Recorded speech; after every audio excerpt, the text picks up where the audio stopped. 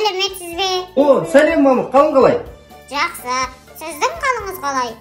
Жақсы, Мамық, сен бүгін кітапханаға ерте келіпсің. Иә, мен сіздердің кітапханаларыңызға панорамалық кітаптармен танысу үшін ерте келдім.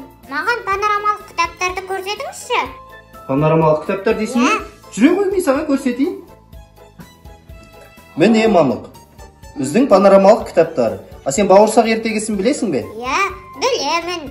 Бауырсақ ертегісін сен оқылсаң, енді келесі осы панорамалық кітапты оқыған кезде бауырсақ ертегісінде тіпті осының ішінде жүрген секілді сезінесің. Мынаны қарашы, қандай әдемі. Бауырсақ ертегісі.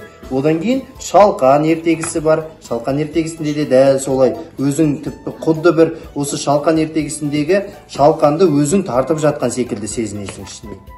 Иә, одан кейін аққу қаздар деген керемет ертегі бар. Ол ертегіні оқып едің? Иә, оқыдым. Не, сол ертегіндегі кішкентай Маша осындай пештің ішіне тығылады ғой, білесің бе? Ал осы кітапты оқып отырсаң, құдды бір пештің ішіне өзің тығылған секілді көрінесің. Мұнан қараш, қандай керемет әдемі. Бізде керемет осындай панорамалық кітаптар бар. Құрметті оқырмандар, сіздер де осы кітаптарды келіп, біздің көрмеден алып оқуларыңа болады. Мамық екеулерің. Мамық, қазір бірге оқимыз, е? Көп рахмет сізге. Қандай тамаша кітаптар. Мен де міндетті түрде оқитын боламын. Сендер де келіңдер, балалар. Сау болыңдар.